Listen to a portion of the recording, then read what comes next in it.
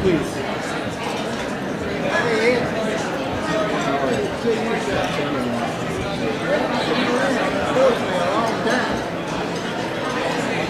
We'll say a few words and then turn it over to you.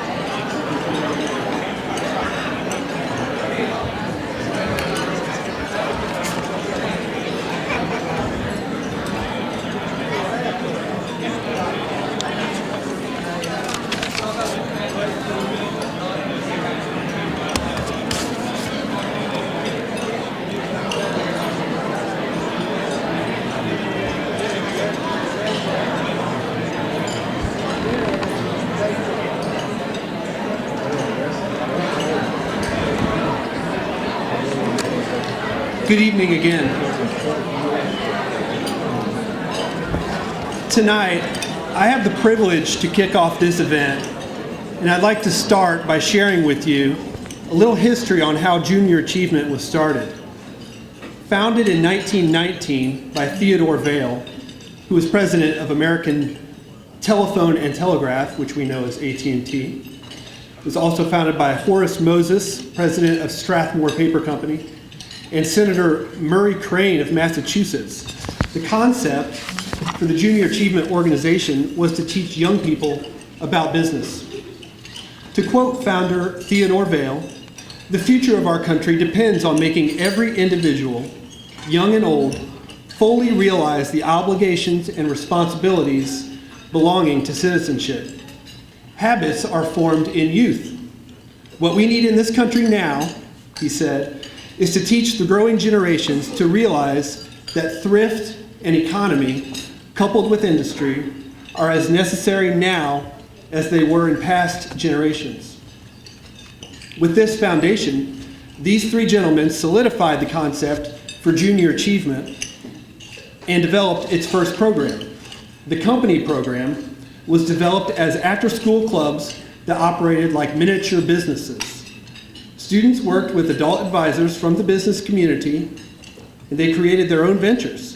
They created business plans, they elected officers, sold shares, produced, advertised, and sold small products, and studied local industries or the industry related to their enterprise.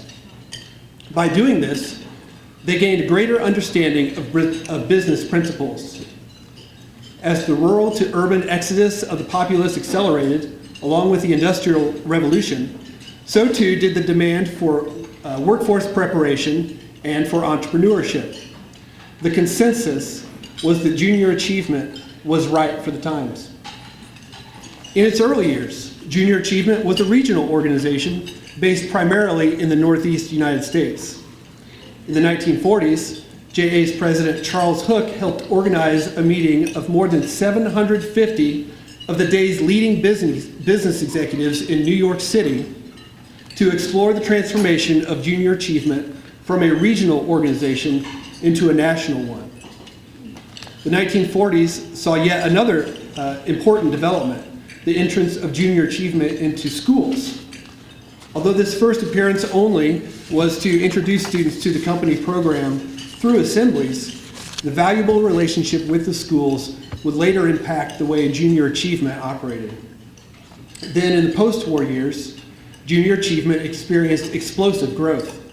By the end of the 1960s, Junior Achievement chapters had appeared across the United States. And in fact, in 1965, Junior Achievement of Greensboro opened its doors. With that background, I'd like to now introduce Jim Melvin, former mayor of Greensboro and now president of the Joseph M. Bryan Foundation. Mr. Melvin was one of the individuals involved in the creation of our Junior Achievement chapter. Mr. Melvin.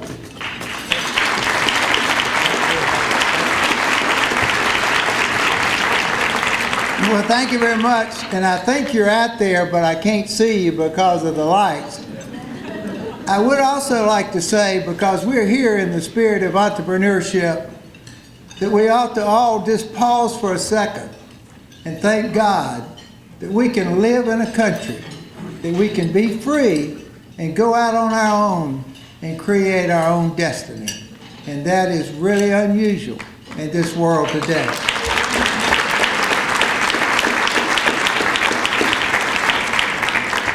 not part of what I'm supposed to do, but I would like to say that you're here tonight. None of us would be here if there wasn't for a young man who came out of the Army, started building single-family houses, and ended up owning over $1 billion worth of real estate in Guilford County.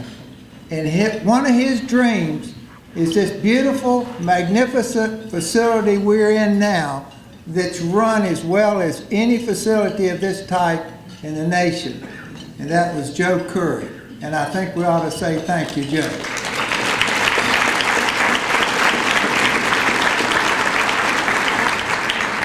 In 1965, and unfortunately, you can do a little arithmetic, I was 32 when I was president of the JCs. In 1965, Howard Holderness, who was president of the Jefferson Standard Life Insurance Company, called me and he said, I have a friend in Chicago, he has a great idea, and we'd like to talk to you JCs about it. And by the way, I'd like to take note of my sweet wife sitting over here, who was the secretary to that JC. We weren't married, and she was the secretary of that organization and ran it with a telephone, a mimeograph machine, and a typewriter. And I'd like to recognize her as being the...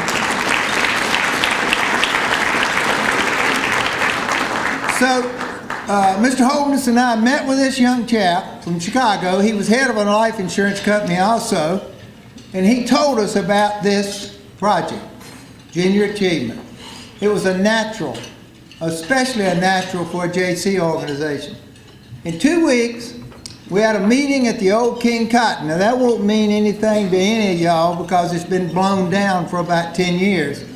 But we had a breakfast meeting over there with some of our leading business people, and you read their names, most of them, in this brochure you have. And that morning, this was 1965, we raised $25,000 to start this unit. Then, so we started. We went over to the basement of Elizabeth's Pizza on Longdale. We went downstairs. We built these, as he said, stalls for the students. And we had students who would come in 4 days a week and work in their little companies and build their products and go out and sell them. And it was a hugely successful program. Well, I was in the banking business. And so I said, I was with what is now Bank of America, NCNB. I said, we'll be the bank. And they said, that's great. But what I didn't understand was that the bank had to meet every night. So we had to have volunteers from our bank who came to Elizabeth's Pizza for 4 nights every week, but it was a successful program. And so when you really think about the basis of this thing, it's really like Heartbeat. This is what our country is all about.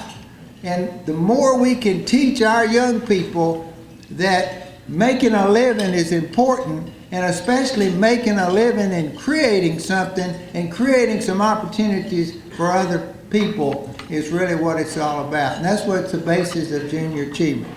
So at this time, I'd like to recognize Ed Dodson, who's a member of the board of directors with LabCorp and a great supporter. Ed, it's all yours.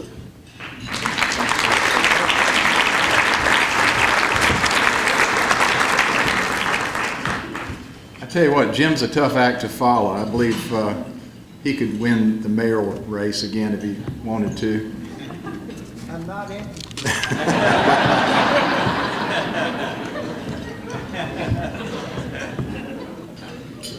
So after Junior Achievement had the nighttime program, which I remember participating in as a kid and also as a consultant, we started in the 80s, and even before, but in the 80s in earnest, started to bring the program into the school system. And I think that's the time when the program really took off. And I participated in both the nighttime program as well as the in-school program, still participate in that. And tell you about that. So by the mid to late 90s, JA offered business education programs for elementary, middle, and high school students. It was during the same time that the organization that had been known as Junior Achievement of Guilford County became Junior Achievement of Central North Carolina, expanding programming in Alamance, Randolph, and Rockingham counties. Today, Junior Achievement of Central North Carolina also serves Forsyth and Montgomery counties with in-classroom program delivery that is the model of junior achievement that we all know and love today. The organization fulfills its mission of inspiring and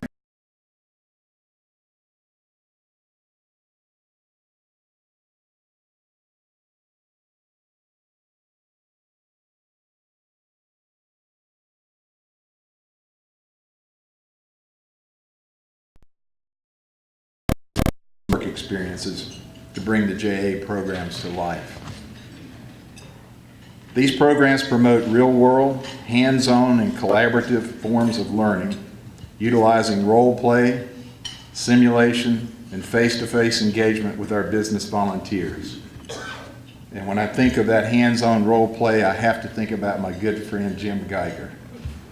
And I remember the DOPEC, where he had the donut cartel. I'll never forget that. Junior Achievement is the medium through which knowledge and skills gained through traditional classroom learning and elsewhere are given practical application. JA has a long history of enriching school curricular content and experiences by utilizing business people to help students develop the skills and confidence required for success in school and in life. The original founders of JA, Theodore Vail, Horace Moses, and Senator Murray Crane wanted, Junior Achievement teaches students the importance of taking personal responsibility for their economic success. And I know personally when I see some of the young people that I've interacted with, they come up to me, I might not remember them, but they remember me. And it's a great experience to feel that. Now, it's my honor to invite Ali Chandak, publisher of the Triad Business Journal, to the stage who will help us celebrate the Business Hall of Fame and those who have been inducted. Thank you.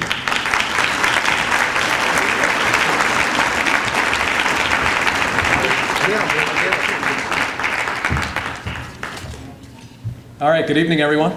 Good evening. So I just realized that my picture's inside the brochure, right? If you look at that picture, look at the tie. I'm wearing the same tie.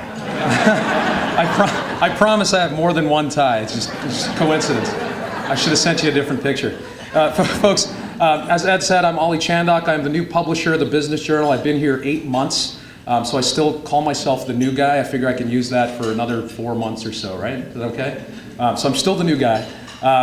I can tell you one of the first things I heard getting here, moved my whole family here. We moved from Charlotte, so not very far, it's very culturally familiar is the term I use, but we moved here. First thing I heard was, you know, the Triad, Greensboro, it's very welcoming. It's a great place to raise your kids. It's a family-oriented place. You'll love it, right?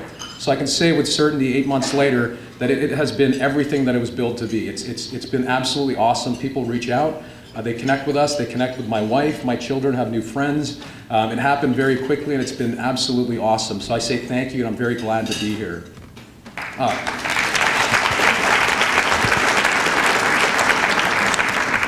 right, folks, one of the things that build a community like that give you that family feeling are these organizations, nonprofit groups like Junior Achievement, folks that go out of their way to really help the community and really serve beyond just their professional lives. So you know, I want to thank Jacqueline and the crew and the staffers and Cindy in the past for everything that you guys have done. And then beyond that, I want to recognize the volunteers as well, which these folks go beyond just their professional lives. And they're doing this on their spare time, they're doing this on weekends, other times that they have, and they do it to really build the community and to create this type of environment that gives us a great place to not only work, but to live. So again, let's give a round of applause to all of the volunteers that were recognized tonight. Thank you, guys.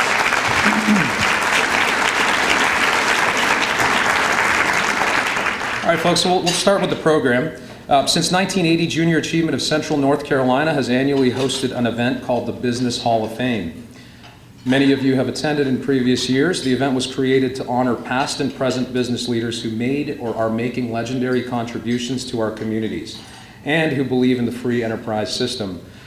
Each year, a business person is inducted into the Hall of Fame. In 2005, Junior Achievement introduced the Spirit of Entrepreneurship Award, which is presented during the Business Hall of Fame event. As listed in your program booklet, since 1980, only 67 individuals have been inducted into the Business Hall of Fame, and 9 individuals have been presented with the Spirit of Entrepreneurship Award. Each person embodies Junior Achievement's principles and values, and because each inductee is so knit into the fabric of our community, it would take hours, even days, to share with you their achievements and contributions. As we prepare to celebrate, join me in a moment of silence to honor the memory of our inductees who are with us today in spirit.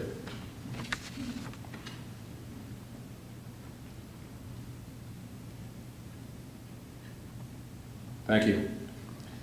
At a milestone anniversary, 50 years of Junior Achievement of Central North Carolina being in business, there has been deep reflection and review of the best way to re-honor these legacy building individuals. I mean, really, how do you do that in 15 minutes? It's difficult, right? It's actually impossible. So to give proper recognition to all of our inductees, I'm not exactly sure how we're going to do that.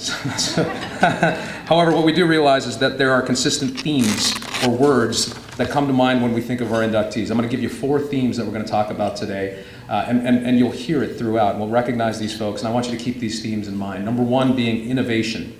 Number 2 is transformation. 3 is trailblazers. And 4 is ownership. Innovation. At its most simple definition, innovation is introducing something new. To go a little deeper, innovation is creating a paradigm shift that will add value to the lives of others. It is the unique ability to see the unfolding patterns of the future. Innovative leaders have creative imaginations that generate big ideas. These leaders find tools that will give them the power to turn their ideas into reality. Most importantly, innovative leaders can articulate their ideas and motivate individuals to buy into those ideas and supporting them.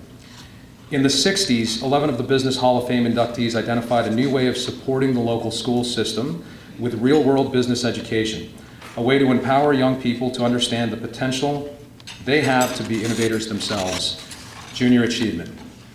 These inductees rallied the community around the importance of preparing young people for real world and enlisted the critical support necessary to launch Junior Achievement. These inductees were also founding directors of the organization. In addition to their determination to empower young people, many of these individuals were also innovative within their businesses and industries, taking them to heights unseen. Inductees like Mose Kaiser Sr., who grew up believing there were no strangers, just folks he had not met yet, whose talents of inexhaustible fundraising or rallying not only benefited Junior Achievement, but many other worthwhile not-for-profit organizations. Or Caesar Cohn, Edwin Morris, and Charles Myers Jr., who made this region known for textiles. Or Wilbur Carter Jr. and Stanley Frank, both of whom were also founding directors of the Community Foundation of Greater Greensboro. Or Orton Boren, co-founder of Boren Brick, who built the first all-tunnel kiln plant in the United States. Certainly a great group of innovators. Let's give them a big round of applause.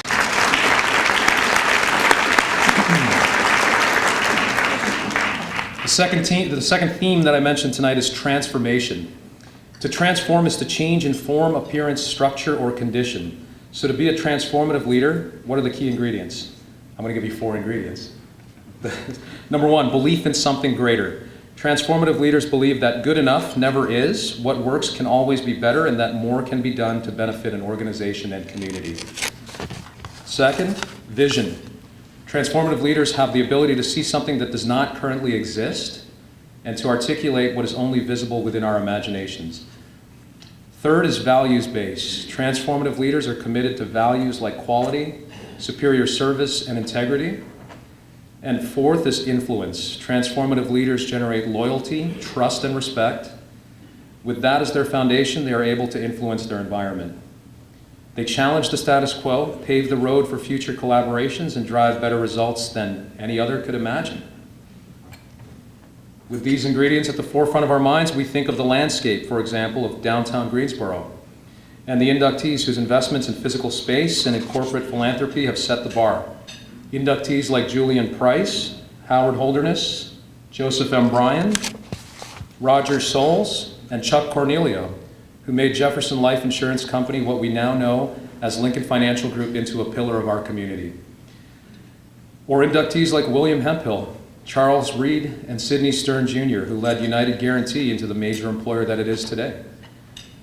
With these ingredients at the forefront of our minds, we also think of the tangible spaces we enjoy, such as our homes, our businesses, the places we do our shopping, and our event centers, many built by inductees like Joseph Corey, Herman and Mike Weaver, Roy Carroll, and Don Cheney, who I just met. Let's give them a big round of applause, please.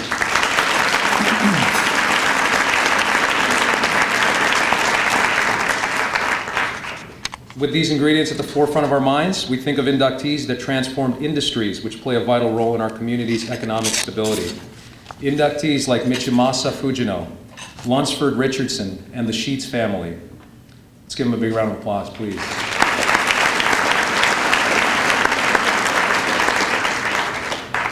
Third theme for tonight is the Trailblazers.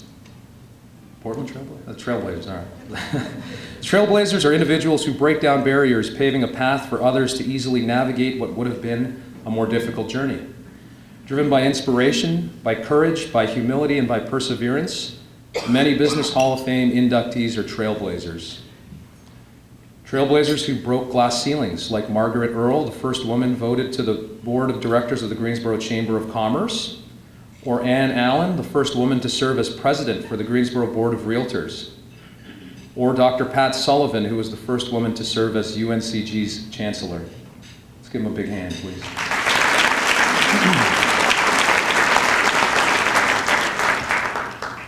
Business Hall of Fame inductees are trailblazers with impact in the field of law, like J. Kenneth Lee, one of the first 2 African-American students enrolled in law school at UNC Chapel Hill, or Chief Justice Henry Fry, the first elected black North Carolina legislator in the 20th century and the first African-American to serve on the North Carolina Supreme Court, or Elrita Alexander Ralston, the first black woman to practice law in North Carolina.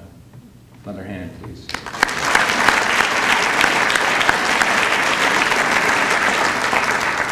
All right, that brings us to our fourth theme for the evening, is ownership. Tying back to Junior Achievement founder Theodore Vail's quote, "The future of our country depends on making every individual, young and old, fully realize the obligations and responsibilities belonging to citizenship." This founder's message brings to mind individuals who believe in working hard to achieve their own economic success and who have an attitude of ownership as it relates to their responsibility to ensure a better tomorrow for the citizens of our communities. We think of inductees like William Updike, Major Bowes, and Philip Gelzer, who through their example showed that hard work can result in personal and professional success, and who invested time in supporting others traveling the same road to greater economic success. We think of inductees like Jim Morgan, Henry Isaacson, Carol Bruce, and Gray McCaskill, who have dedicated and invested endless hours and resources supporting not-for-profit organizations that provide vital community services to our neighbors and friends. We think of inductees like Michelle Gathers Clark and Joseph M. Bryan, who utilize philanthropy as a means to create greater good. We think of inductees who dedicated years of service to city, county, and state government positions for our benefit, like Mac Arnold Sr., Carson Bain, Victor Nussbaum Jr., Cornelius Van Story Jr., Albert Lineberry Sr., and of course, Jim Melvin. Let's give them all a big round of applause, please.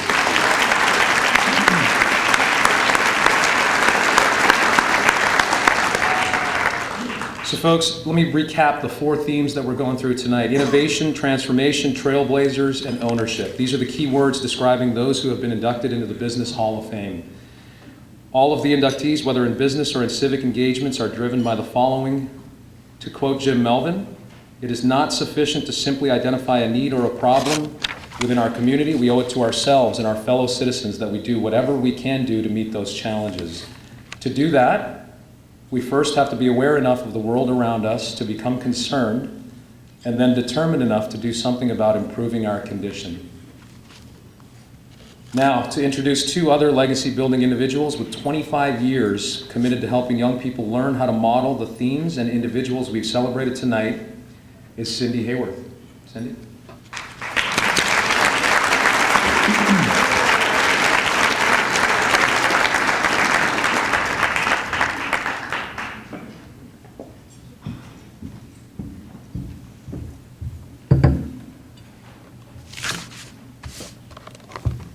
Good evening.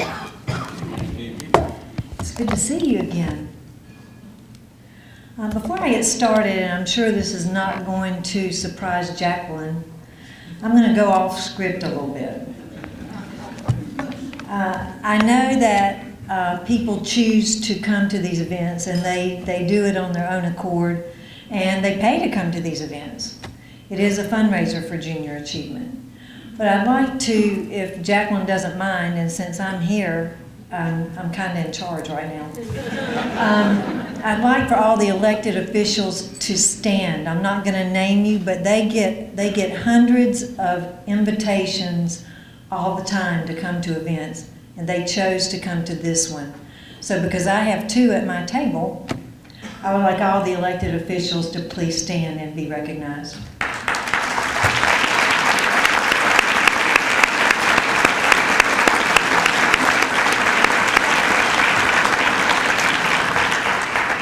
And I'm going to agree with Ed. I'm not sure that Jim Melvin's not running for something. I mean, that statement that he just made, that kind of makes sense, doesn't it? I think, Jim, you might want to reconsider. He's shaking his head no. At this time, I'd like to invite Jeannie and Jim Geiger to please come and sit in these nice chairs up here.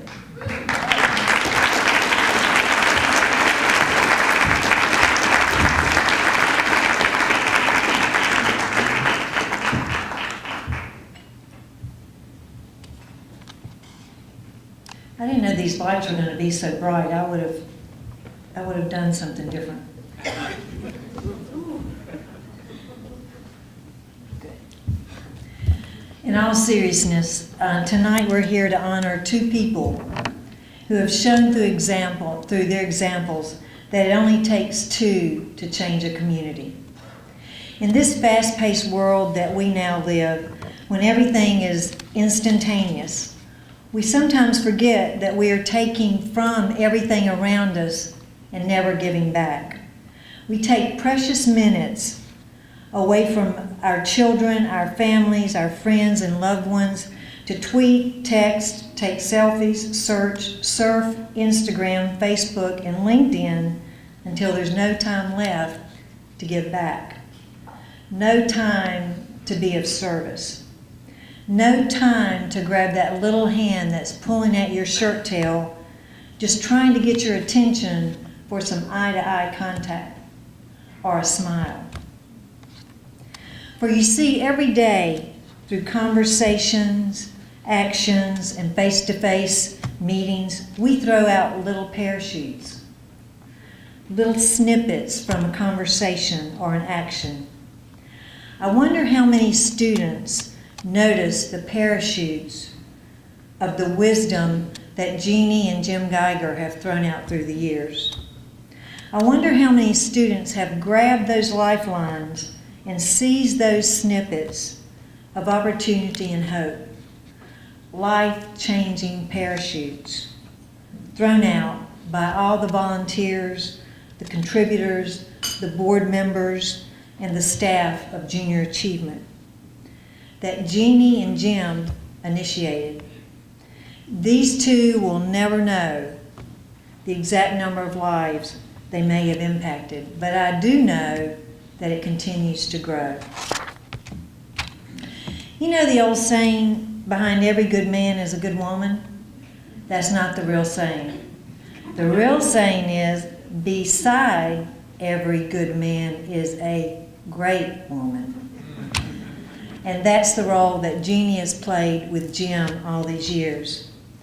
In speaking to family members about Jeannie, they said that she always reached out to others in some manner, that she's very perceptive to other people's needs, and she exhibited a strong love for children. Jeannie was introduced to Junior Achievement when she met Jim in 1985. At that time, Jeannie was an English and reading teacher in Harnett County School System, where she loved bringing knowledge to others and showed a strong love for her students. Moving to Greensboro in 1986, Jeannie stepped into the position of programs manager for a program called Project Business in Junior Achievement. After 2 years as program manager, Jeannie transitioned to executive director, where she expanded programming, recruited volunteers, increased funding, and expanded the footprint of JA into surrounding counties. One of Jeannie's strong suits was in the recruitment of volunteers. In 1998, Jeannie visited every single classroom that had a JA volunteer.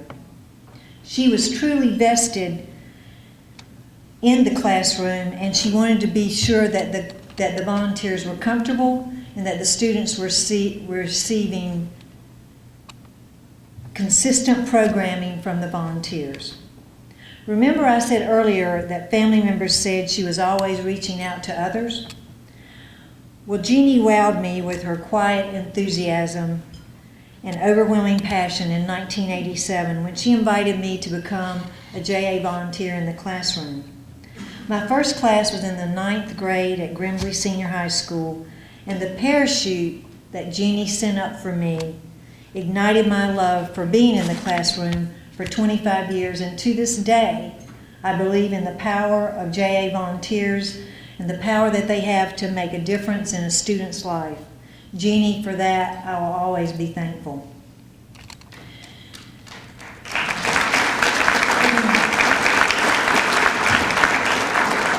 Jeannie remained at the helm of JA until 2000 when Jim and Jeannie moved to Wilmington.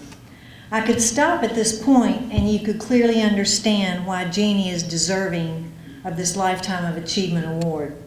But there's one significant part of the story that you have yet to hear. Her swan song for Junior Achievement. There's a little piece of property, a little over an acre, acre and a half, at 3220 North Line Avenue.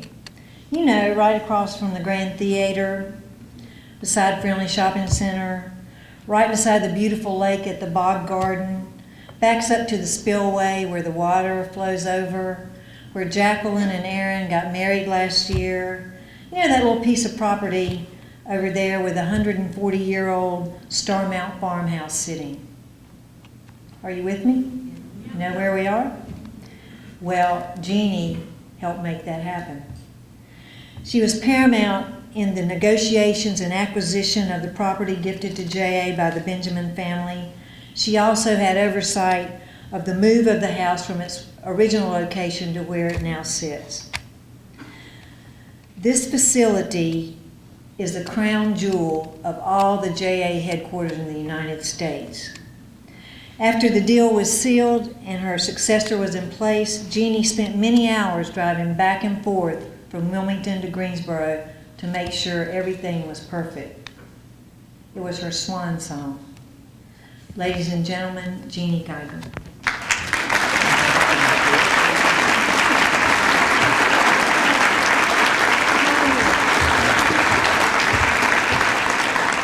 Okay, Jacqueline, this isn't going to be easy. I can't believe how wonderful it is to see all of these beautiful friends of ours after, for me, many years having moved to Wilmington. Wow, 50 years. Jim and I are so appreciative and humbled to be a part of this event. And thank you all for coming out tonight to share in this celebration.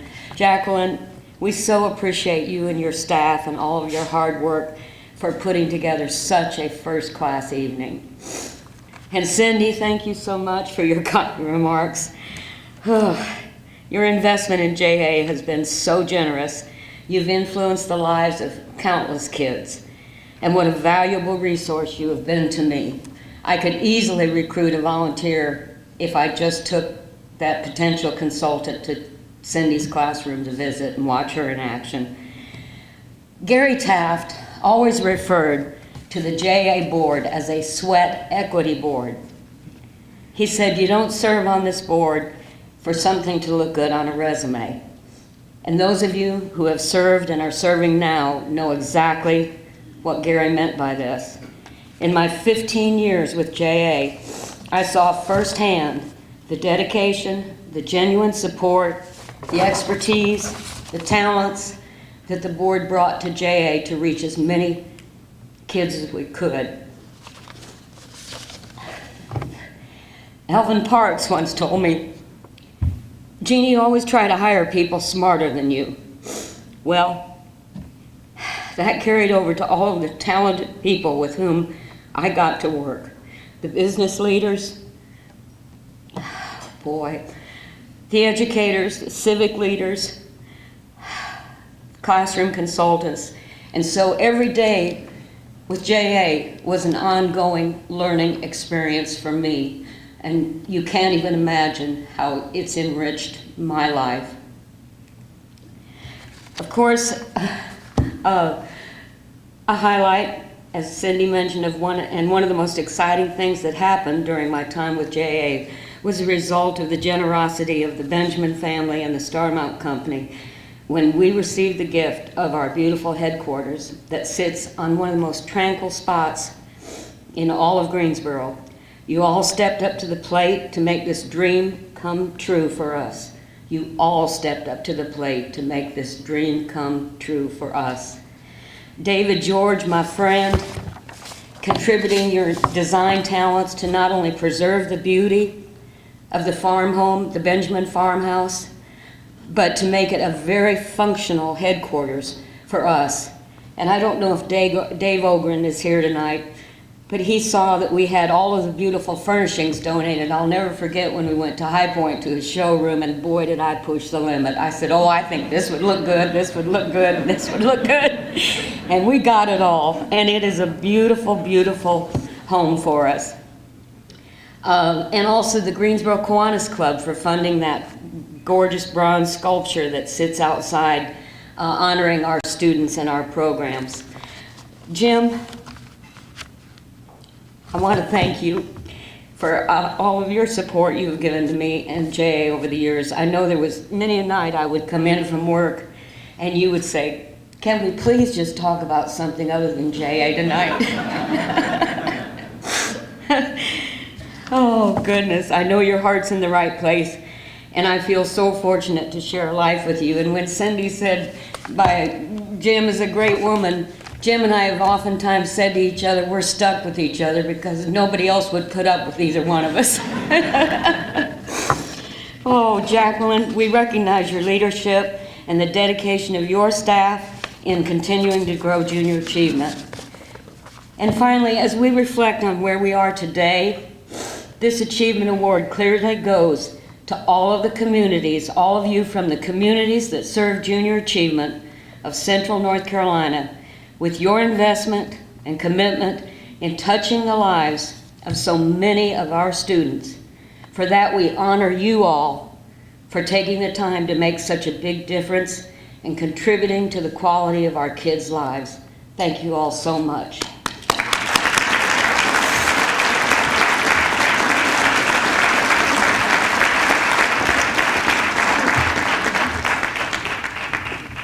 You know, there's only been two people that I know of when we tried to honor them at JA that we had one refuse, and he was so humble. That person was Fred Proctor, and he was in the textile industry in Greensboro.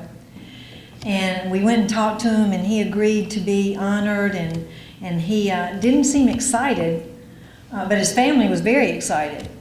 And so I went back to talk to him again, and I had lunch with him, and he said, you know, I really wish you wouldn't do this. And I said, well, you deserve the recognition. And, you know, I was trying to build him up, and went back to work, and the next day he called. He said, Cindy, I want to ask you something. How much do I have to give you not to honor me? And I said, well, Mr. Proctor, I'll tell you this. We won't honor you, but you certainly deserve to be honored. Well, the next week, we got a $10,000 check in the mail. So Jim, I'm getting ready to tell about Jim. And to be honest, when I called to talk to Jeannie and Jim about this award, they really said, we really wish you wouldn't do this. And I said, listen, I'm not in charge anymore. I don't have any say-so. They just asked me they've honored me with the ability to give the award to you, and I don't think we can back up now. And Jeannie had 1,000 excuses, and I said, Jeannie, can't help you. We're gonna have to do this. So you did a good job, Jeannie. You got through it. You did a good job. Well, now let me tell you a little bit about Jim. And I've got some stories I could tell you, but I won't.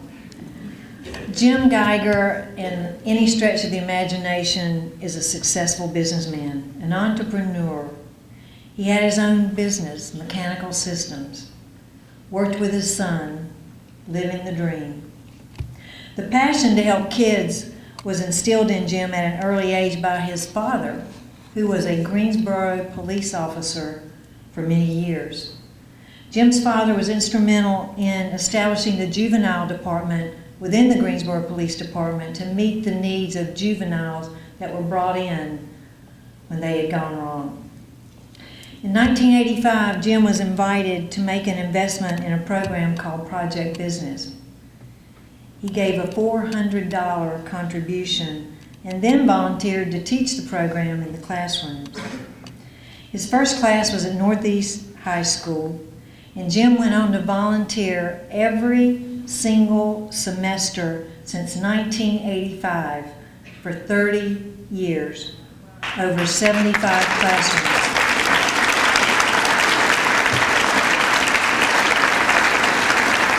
Just one half of a team of 2 to change a community.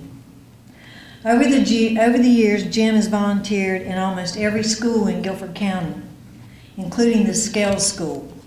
And if you're not familiar with the Scales School, this is an alternative school where children are sent, or kids are sent, students are sent when they have been expelled from school for a long period of time. You could say it's the worst of the worst. Jim went in and turned some of those students' lives around. He gave them a lifeline, threw up that parachute, they grabbed on and changed their lives. Jim always served with a mindset that was all about the kids. He loved going into the classroom, and he could always bring himself down to the level of the students because he respected the students. And the first day of class, Jim gave his students his rules to live by. These rules came from a church bulletin in Detroit, and this is what Jim told them. Number 1, life is not fair. Get used to it. The average teenager uses the phrase, it's not fair, 86 times a day. Number 2, if you think your teacher is tough, wait till you get a boss. Number 3, it's not your parents' fault if you mess up. You're responsible. This is the flip side of, well, it's my life, and you're not my boss. Number 4, before you were born, your parents were not born. They got that way paying bills and listening to you. Number 5, life is not divided into semesters, and you don't get summers off. You are expected to show up every day for 8 hours, and you don't get a new life every 10 weeks.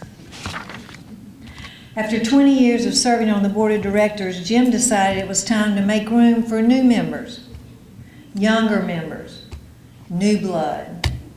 So he resigned from the board of directors in December 2004, but vowed to remain in the classroom.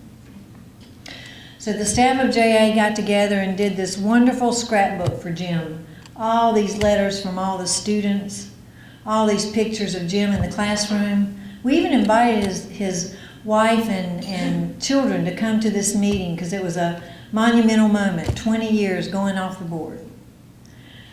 So we did the scrapbook. His family came and we all cried when he left that December day. About 4 weeks later, I got a telephone call. Hello, Junior Achievement, how can I help you? Cindy, it's Jim. Hey Jim, how are you doing? When's the next board meeting? I said, well, it's actually in February. He came back. The passion was there. He couldn't stay away. He came back and stayed 10 more years on the board. And I said at the end of that conversation, we're not doing another scrapbook. Jim was the volunteer extraordinaire. The list of accomplishments is long and would be hard to duplicate. In the nonprofit arena, volunteers like Jim are few and far between. The list would read something like this. Served on the JA board for over 25 years, recruited volunteers on the daily basis, including his daughter Sharon and his son Bo, recruited new board members, contributed monetarily when we needed gates to protect the JA house and the parking lot at night. I called Jim and I said, Jim, you know anybody that could do some gates for us? He had them fabricated and installed. Didn't have to make another call. We have proof that Jim's parachutes landed in many hands over the years, as demonstrated by this letter from a student. It says, Dear Mr. Geiger, I personally would like to thank you for the time you have spent with us. I understand it has taken a lot out of you these past few months to leave your job and come out here and teach us more about the economy and business than we would have learned in a regular class. Yes, there were some bad days, but there were also good ones. I hope your good days outnumbered your bad days in this class. I just want to thank you for spending your time and money on us, because I know if I were you, I would not have done it. That makes you a very special person to me. Please remember me. Frederica Bolden. Not only do we have written proof, we have video proof. Please enjoy this short video.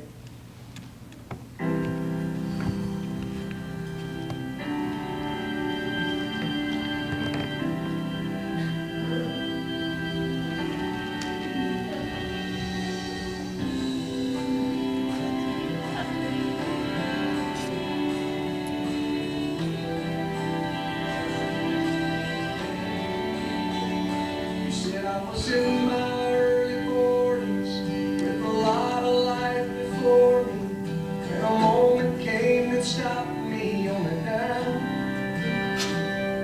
I spent most of the next days looking at the x-rays, talking about the options and talking about the sweet time. I asked him when it sank in that this might really be the real end. How's it get you when you get that kind of news? Man, what you do? He said,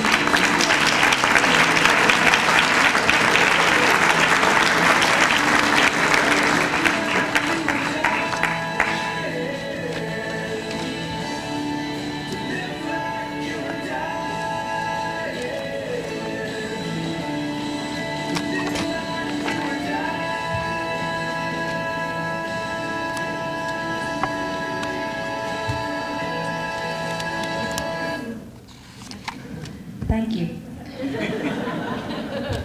So now you see how the parachutes work. Now you see how this all ties together. So without further ado, ladies and gentlemen, Jim Geiger.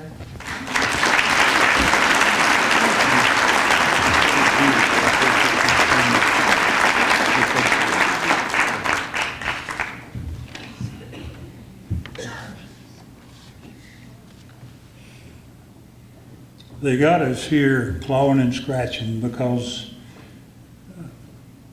this whole event is very strange to me, being told countless times that you deserve something. We deserve things only if we put an effort into helping other people. Jeannie and I are truly honored and humbled to be a part of this and Junior Achievement. This evening is not about Jeannie and me. It's about an organization unique among social organizations in its mission and accomplishments, which for 50 years has devoted its efforts, energy, expertise to young people to be the very best that they can be by example.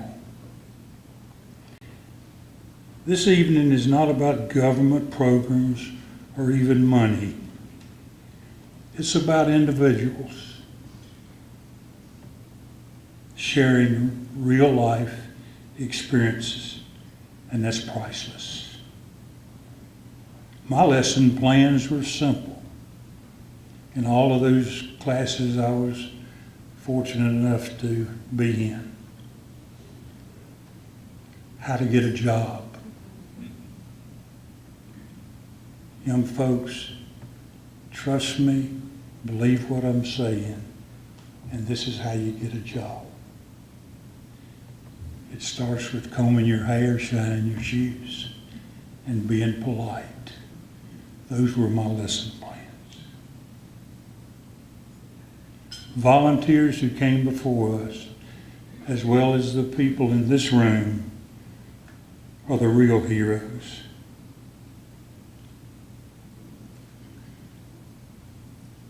How best to share what we try to be about.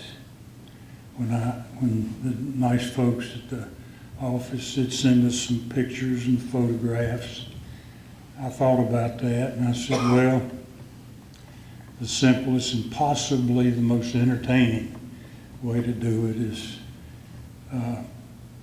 show this skydive at 12,000 feet. What am I trying to share with this video? Several very simple things. Folks, make every moment in your life count. Take chances and strive to be different. Take chances to not worry about political correctness. Believe in yourself. Have faith in God. Follow your heart. And don't cry because it's over. Smile because it happened. Thank you so much.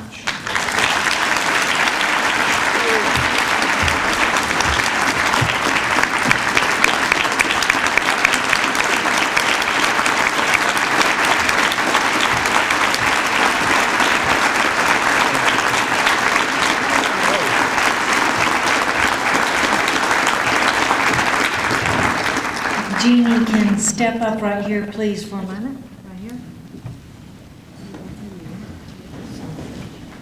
Move over, Jim. I'm now going to unveil a beautiful, beautiful, one-of-a-kind jewel parachute.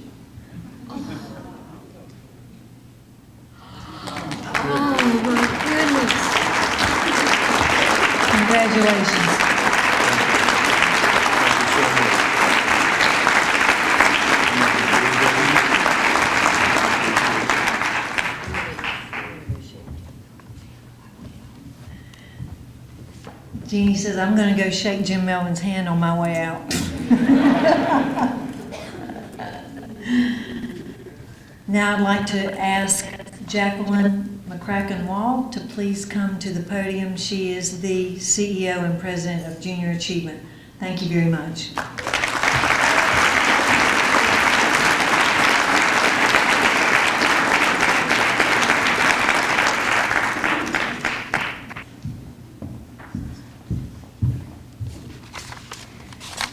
So you can see why now we wanted to honor Jim and Judy. They're pretty incredible, aren't they? Let's give them one more round of applause.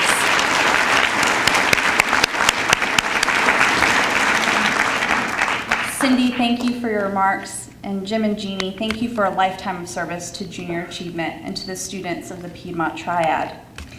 As you heard, Jeannie is an individual who is instrumental in the gift of our headquarters.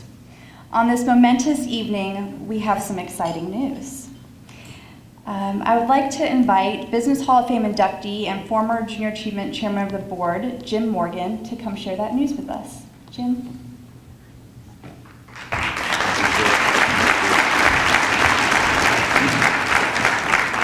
I'm so honored to be here. What a great night. I want you to think for a minute about life-changing events in your life. And I want to tell you, that to me is what this organization's all about. I'm going to give you 3 examples for me. When Cindy called me and said, you're going to be inducted into the Hall of Fame, and I said, I'm from High Point. How's that going to work, mate? And then later she called me and said, I want you to be on the board, and I want you to eventually be our chair. And I said, you got to be kidding, I'm from High Point. But those were life-changing experiences. But let me tell you, the biggest life-changing experience was when I was asked to go in the classroom when I came on the board. And Jim, it was awesome, wasn't it? It was awesome. About the change that you could see in folks' life. I'm reminded when I got out of law school that I ran into my algebra teacher in the grocery store, and she came up and hugged me and she said, I'm so shocked that you got out of college and you got out of law school. I said, Miss Shaw, if you had showed me those algebra things could make money, I would have done much better. But isn't that what we're all about? We go in the classroom and we tell our students that we love you, but we got a free enterprise system here that if you work hard and you follow Jim's rules and those other rules, you can be a success in life and you can change your life, and not only that, you can change other people's lives. So I thank God for Junior Achievement, what it did. First time I heard about it, Jim Melvin and Mr. Frank came when I was president of the High Point JCs in the 70s and sat down and told me about it, and we got excited, and I think we gave you some money and got it going. And I'm so thankful that we did. So thankful that we did. Now let me conclude. You've been sitting a long time. Cindy and I, when I was chairman, I became concerned that this beautiful property that the Benjamins had become to the point where we needed to do some work, or we were spending too much time on keeping it up. So we came up with a plan with the blessing of the board. What a beautiful facility. That we wanted to redo it, and we're talking about we want to redo it with the kind of things with windows and siding that's going to take us for the next 50 years. So we rallied some people. We went to High Point Bank. We got the financing. Jim Melvin and his foundation, the Weaver Foundation, and others put money up. But I must say in all candor that the Benjamin family, is anybody here from the Benjamin family tonight? Not only did they give it, but they were one of our largest givers to renovate this building. And if you hadn't been by lately, please go by, because I believe in my heart, at least what the builder said, that we are good for another 50 years. So I want to conclude tonight, if I can find it.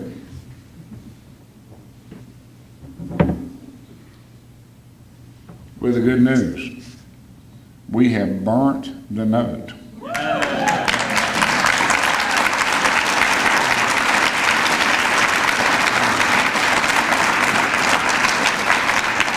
And Henry Fry and I hope to be here in 50 years when you have to redo it again. God bless junior achievement, and God bless all of you.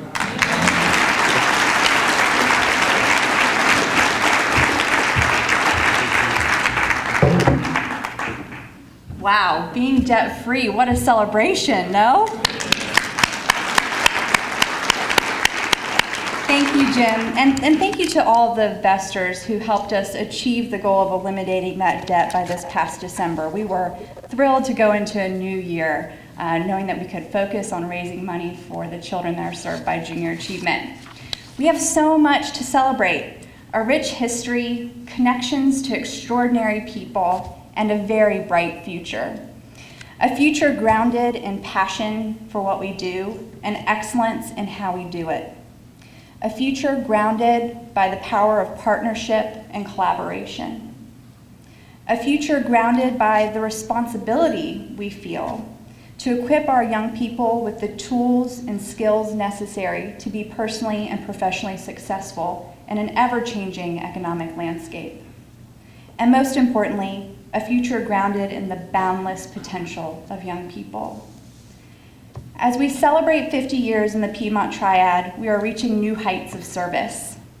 This academic year, we are on target to provide junior achievement programming to 14,700 students, a 79% increase since 2013. For the last 2 academic years, we have been recognized by Junior Achievement USA with one of their highest awards, the Peak Team Performance Award. This award is given to a JA chapter for achieving growth in students served while upholding financial and operational stability and sustainability. In fact, for the 2014-15 academic year, we ranked #1 out of 115 chapters in the nation for our percent increase in students served.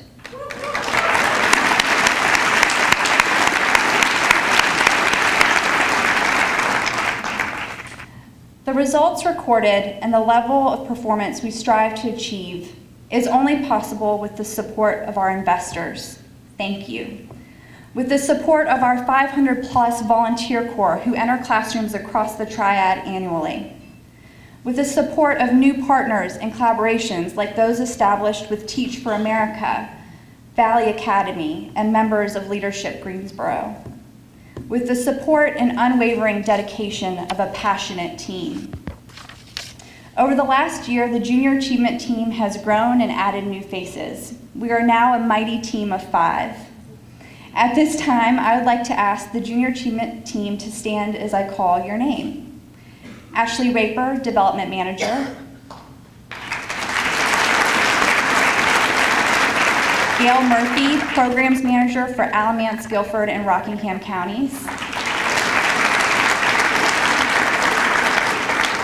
Our newest team member, Molly Bennett, Programs Manager for Forsyth, Randolph, and Montgomery counties. And Jean Ann Wood, PR and Special Events Manager. Thank you, team, for your hard work and for always keeping the mission of JA front and center. While we're proud of our accomplishments, we still have much work ahead. Demand for programming is growing by leaps and bounds. As the Piedmont Triad's largest business and education partnership facilitator, Junior Achievement is focusing its efforts on helping students with the skills employers tell us they need most, and that are in direct alignment with what educators tell us they need to create college and career-ready students. There are 189,000 students across the 6 counties Junior Achievement serves. That means annually, we only reach about 8% of the student population. Together, we can do better. In order to continue increasing the number of students we reach each year, we have begun developing strategic implementation plans with each school district. We are utilizing a successive program delivery approach, which allows us to systematically expand grade by grade, year by year, deepening our impact, steadfastly ensuring students have junior achievement for multiple years, bolstering their academic experiences. Additionally, starting this spring, we will launch a robust blended learning platform. By blending our current face-to-face program delivery approach with digital opportunities to access junior achievement content, we can reach more students in more relevant ways that better accommodate students' diverse learning styles. Together, we can strategically and aggressively address key challenges facing us in the 21st century. The times were right when junior achievement was established, and the times are still right. Just as those business leaders came together in 1965, we find ourselves coming together again. It is up to me and you to rally together to facilitate reaching as many students as possible with the vital and foundational financial literacy, work readiness, and entrepreneurship programming Junior Achievement offers. We are each a valuable piece of the puzzle that contributes to junior achievement success, and more importantly, to the future success of our young people. I am JA. You are JA. We are JA.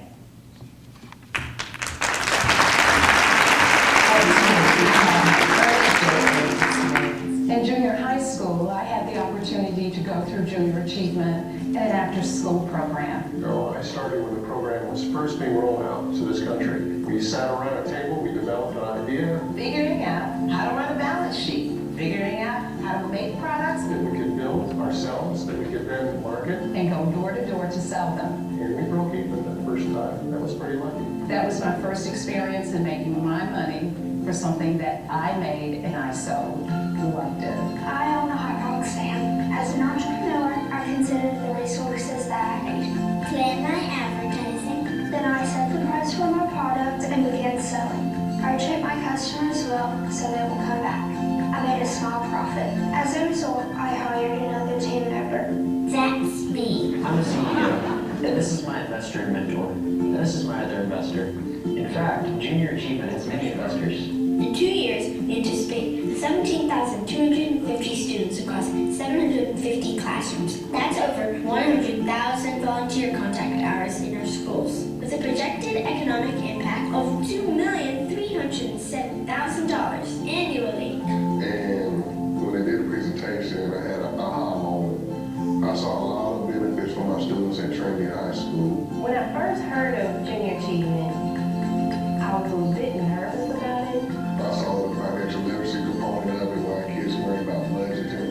but as soon as she came into my room and started interacting with my kids, I saw the soft skills component of it, where kids can learn how to act in the community when they go on job interviews. because a lot of times our students don't see outside of their community, right there, their house, their street. And so being able to bring junior achievement into your classroom is going to bridge that gap between what you teach and actually having our students apply it and see how it works in the real world. And I know that this planted the seeds of that creativity and entrepreneurship at a very young age for me. JA will always be a part of me. I am JA. I am JA.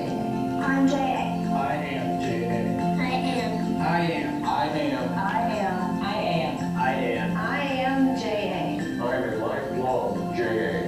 You are. You are. You are. JA. You are JA. In my life, it happens.